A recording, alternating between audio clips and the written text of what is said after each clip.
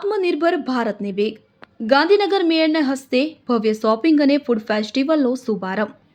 વડાપ્રધાન શ્રીના આત્મનિર્ભર ભારતના વિઝનને સાકાર કરવાના ઉદ્દેશ્યથી ગાંધીનગર મહાનગરપાલિકા દ્વારા સરદાર ચોક દશેરાથી દિવાળીના શુભ સમયગાળા દરમિયાન આયોજિત ભવ્ય શોપિંગ અને ફૂડ ફેસ્ટિવલનો શુક્રવાર તારીખ 3/10/2025ના રોજ શુભારંભ કરવામાં આવ્યો. ગાંધીનગરના મેયર શ્રીમતી મીરાબેન પટેલને હસ્તે સાંજે 6 કલાકે કુડાસણ ખાતેના વિશેષ ફૂડ ફેસ્ટિવલ સ્થળે આ ઉત્સવનું ઉદ્ઘાટન કરવામાં આવ્યું હતું. આ પ્રસંગે મહાનગરપાલિકાના પદાધિકારીશ્રીઓ, વરિષ્ઠ અધિકારીશ્રીઓ પણ ઉપસ્થિત રહ્યા હતા.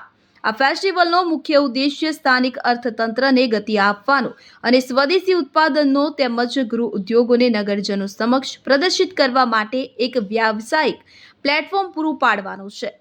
ઉદ્ઘાટન બાદ મેયર શ્રીમતી મીરાબેન પટેલ દ્વારા કુડાસણ સ્થિત ફૂડ અને ક્રાફ્ટ ફેસ્ટિવલમાં લગાવવામાં આવેલા સ્થાનિક ઉદ્યોગોના વિવિધ સ્ટોલની મુલાકાત લેવામાં આવી હતી. તેમણે સ્વદેશી વસ્તુઓ અને હસ્તકળાના પ્રદર્શનકર્તાઓ સાથે વાતચીત કરી તેમના પ્રયાસોને બિરદાવ્યા હતા. મેયરશ્રીએ જણાવ્યું હતું કે આ પહેલ વિકસિત ભારત 2047 તરફના અમારા પ્રયાસોને મજબૂત કરશે અને સ્થાનિક વેપારીઓને મોટું બજાર પૂરું પાડશે.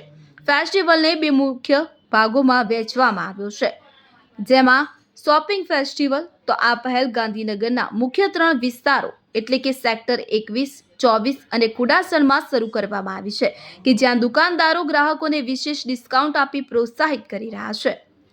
બીજું વિશેષ ફૂડ અને ક્રાફ્ટ ફેસ્ટિવલ કે જેમાં કુડાસણ વિસ્તારમાં સરદાર ચોક પાસે પ્રોમિનેન્ટ હોટેલની સામેના મેદાનમાં વિશેષ આયોજન કરવામાં આવ્યું છે. આ સ્થળે અવનવી વાનગીઓ, ભારતીય હસ્તકલા, સ્વદેશી વસ્તુઓ અને ગૃહ ઉદ્યોગના ઉત્પાદનોના સ્ટોલની સાથે સાથે દરરોજ સાંસ્કૃતિક કાર્યક્રમો પણ યોજાશે.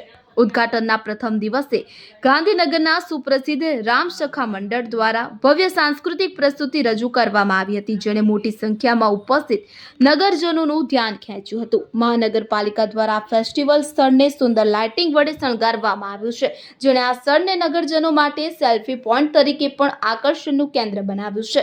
ગાંધીનગર મહાનગરપાલિકાએ તમામ નગરજનોને આ ઉત્સવમાં ઉમંગભેર જોડાઈને સ્થાનિક વ્યવસાયો અને સ્વદેશી ઉત્પાદનોને સહયોગ આપવા માટે હાર્દિક અપીલ કરી છે.